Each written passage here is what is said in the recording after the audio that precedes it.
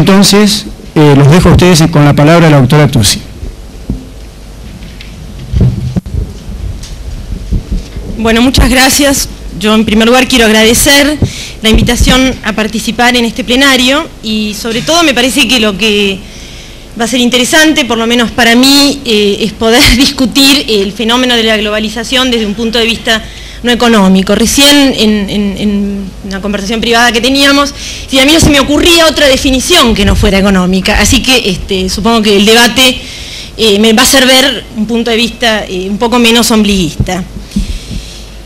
Voy a tratar muy modestamente o digamos, no tan modestamente, pero voy a tratar de hacer una pregunta muy modesta, que es, ¿qué es la globalización? Y de ahí tratar de sacar algunos corolarios que puedan servir para la discusión posterior. Es decir, ¿qué es la globalización vista desde un punto de vista económico? Es decir, supongo que en la vida cotidiana todos vemos que sí, que vamos, o vemos, o sufrimos, o a veces gozamos, la homogenización de la cultura. Como decíamos con Carlos justo al subir al avión, bueno, todas las noches ahora podemos ver CNN. Bueno, es eso la globalización. Es el abandono de la ñ para poder homogeneizar el idioma. Desde el punto de vista económico creo que es un fenómeno bastante más complejo,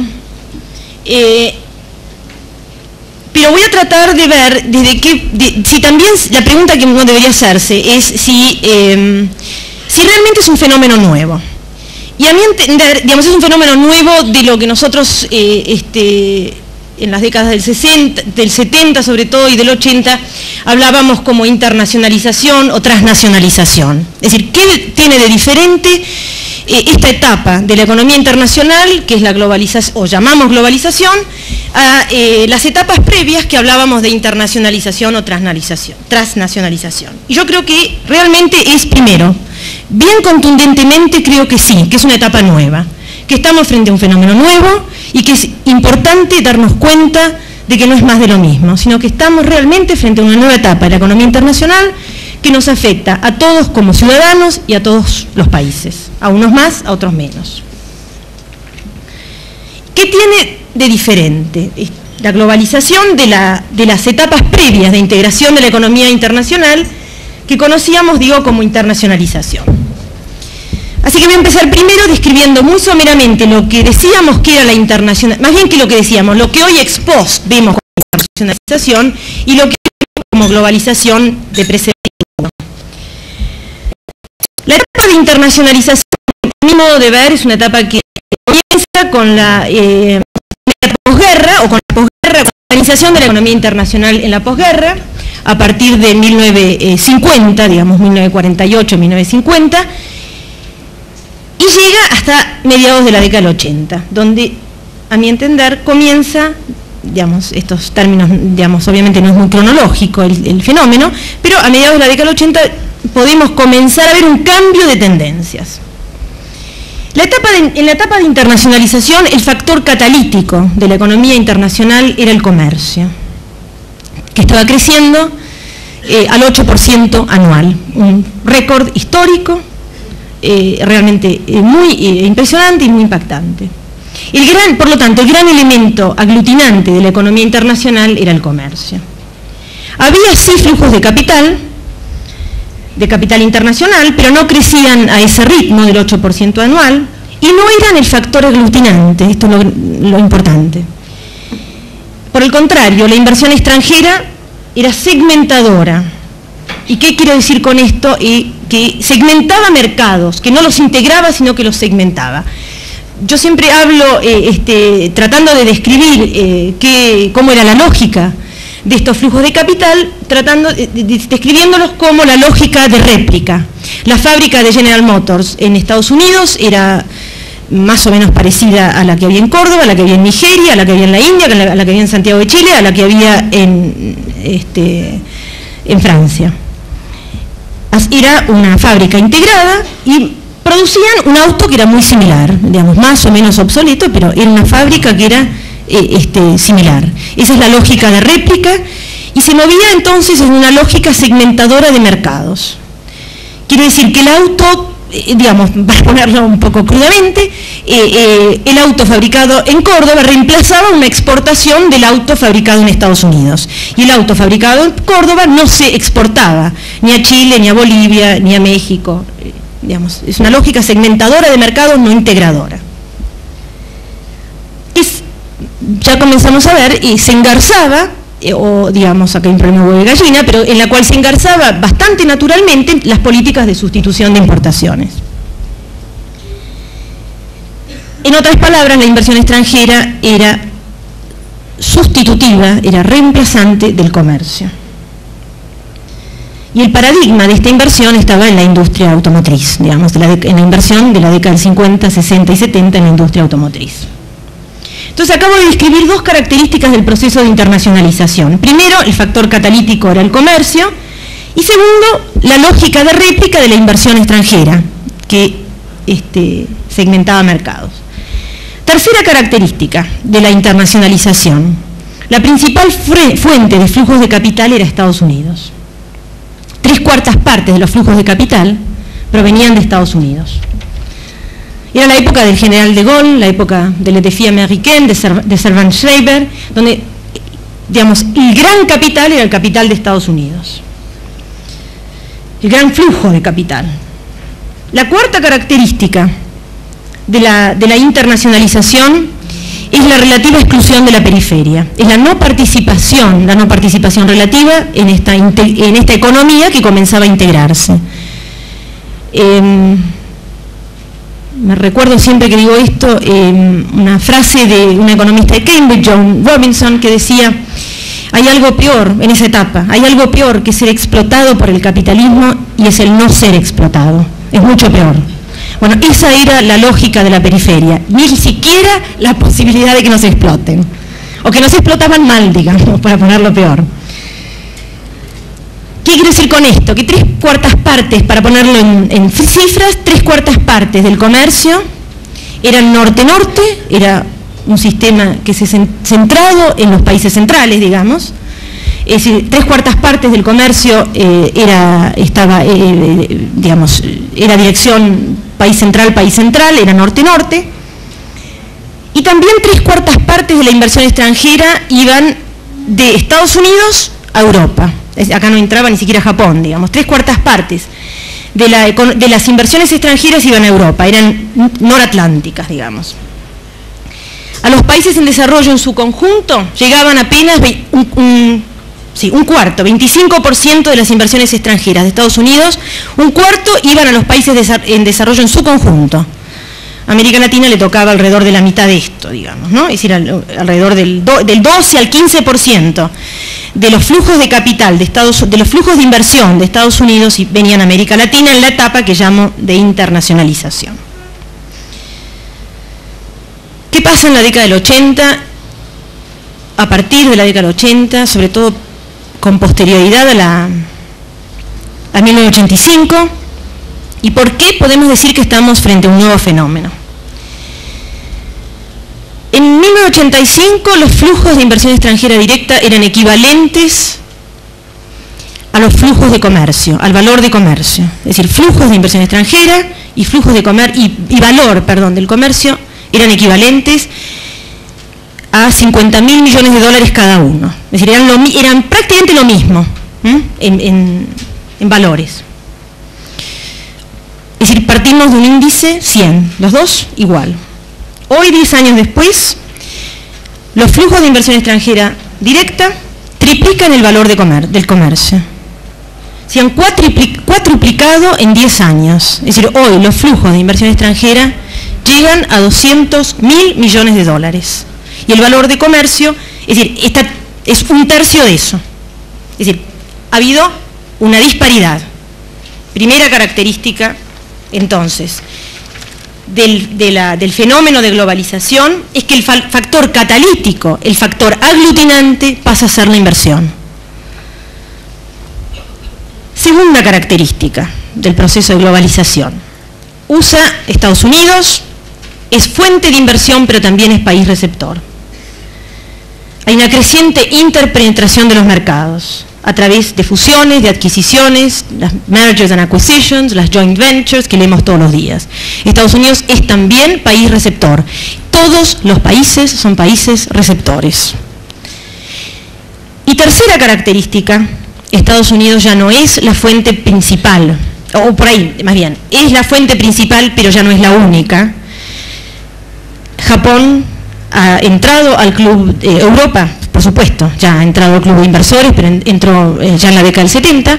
La característica de la década del 80 es que Japón ha entrado al club de inversores. Y cuarta característica, que me parece que es la que más nos toca directamente, es el creciente desgranamiento de la periferia. La creciente incorporación de algunos países miembros, ex periferia o países en desarrollo, a este proceso. El proceso de integración de la economía mundial crecientemente comienza a incorporar, a absorber, a invitar a algunos países en desarrollo. Y algunas partes, tal vez, de algunos países en desarrollo. Es un proceso contradictorio. Entonces, ¿qué pasa en la periferia? Primero, hay un cambio en la participación relativa de la periferia en la economía internacional. Antes los países en desarrollo, digamos en el proceso de internacionalización que yo describía antes, recibían 25% de los flujos de capital. Y hoy es realmente impresionante. Es decir, hoy tienen el 40% de los flujos de inversión extranjera. Y sobre todo el crecimiento se da a partir de la década del 90. Es un crecimiento impresionante en términos de participaciones relativas. De 25% que había sido el histórico de la década del 60, en la década del 80 cae debido a la crisis de la deuda, llegó al 15%.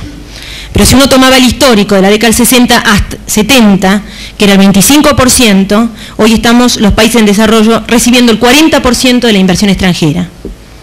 Si lo comparamos con la década de la crisis de la deuda, subimos del 15 al 40. En términos absolutos, estos flujos también son masivos, son impresionantes, como vimos todos los días. Ha habido un movimiento la medición del flujo de inversión en el año 1994 se calcula en 80.000 millones de dólares, de las cuales la mitad va a China, y Argentina es el tercero o cuarto país, digamos. Fue el tercero hasta 1994-95 y ahora es cuarto porque entró Brasil al proceso. Pero Argentina es uno de los receptores principales. Y quinta característica del proceso de globalización es que esta inversión ya no sigue el modelo de réplica, ya no es segmentadora de mercados, ya no sigue la lógica de sustitución de importaciones, sino que busca la optimización global de los factores de producción. Es decir, está preocupada por la reducción de costos. Es decir, incorpora a la inversión productiva a todos los países buscando, como digo, la optimización de los factores de producción. Estas son las diferencias muy marcadas entre un proceso y otro. ¿Cómo se manifiesta esto? La dimensión espacial de la actividad económica se ha expandido, impulsado, bueno, a mi entender, por tres factores, tres factores principales: caída en los costos de transporte. Hoy en día es posible transportar fruta en aviones, cosa que hace 20 años no era posible por la relación de costos, por la caída en los costos de transporte, y tercer factor, por supuesto, las políticas nacionales de desregulación, digamos, que han incentivado o dado mayor ímpetu a esto. La globalización se desenvuelve, a mi entender, de dos maneras: por un proceso, es decir, por extensión y por profundización. Por extensión, es un poco lo que describí antes, es la connotación geográfica del proceso de globalización. Va abarcando cada vez más países, cada vez más regiones. Es decir, es la connotación geográfica. Y por profundización entiendo la intensificación creciente de las interacciones internacionales. es más y más y más interdependencia. Bueno, ¿cuáles son las implicancias para un congreso de análisis político? ¿Cuáles son las implicancias para los cientistas políticos? En primer lugar, hay una transformación, digamos, estructural de los actores internacionales y de las relaciones entre ellos. En primer lugar, una factor a lo que ya hice referencia, las empresas transnacionales salen al mercado ya no en esta lógica sustitutiva, sino en la lógica de buscar reducir costos. Y en esta lógica, los países pueden ser sustitutos los unos de los otros. Es decir, importamos menos como mercado que como factor de localización. Relativo, digamos, esto es un poco debatible, pero para ponerlo bien en claro, ¿no?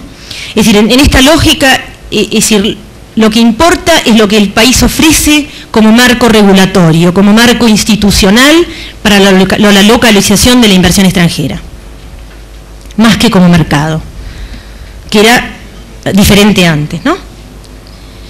¿Cuál es la importancia de los estados? Los estados son todavía determinantes, a mi entender, aunque en un papel diferente. Son actores determinantes en sus políticas de regulación y en sus políticas de contralor.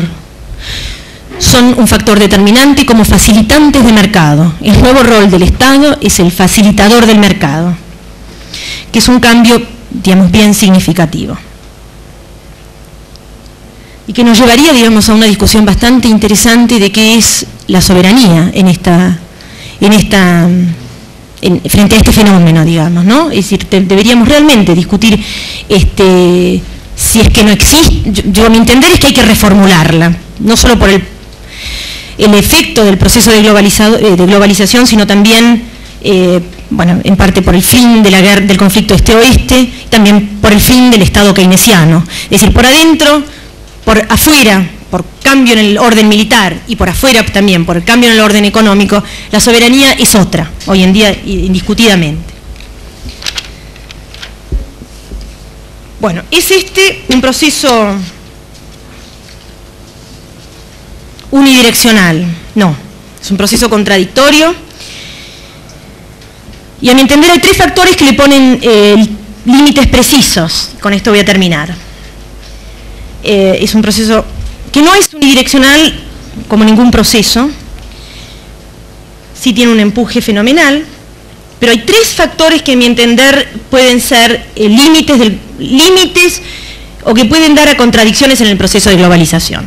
Cero, el tercer fenómeno, que me parece, el tercer factor que creo que tiene, que pone algunos peros, que pone algunas dudas a la marcha, digamos, acelerada del proceso de globalización que hemos visto en los últimos 5 años, es el desempleo que trae aparejado. La apertura, que es un fenómeno que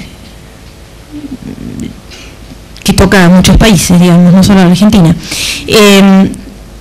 La apertura en sí misma tiene un costo de transición muy grande que lleva al desempleo.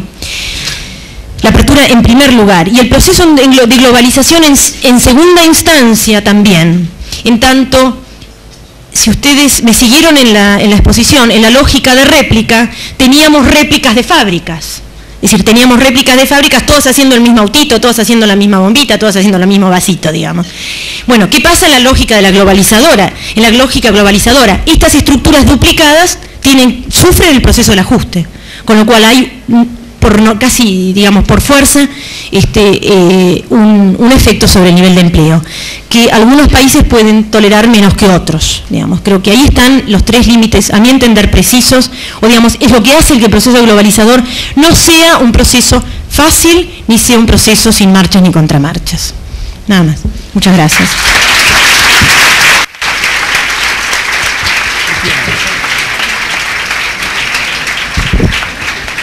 Hola, hola. Hola, sí. ¿Vos te anunciás lo que vas a hablar? No, anunciame vos. Agradecemos a la doctora Tusi su participación. A continuación, el doctor Carlos Escudé va a hacer una apreciación de la globalización desde su dimensión política.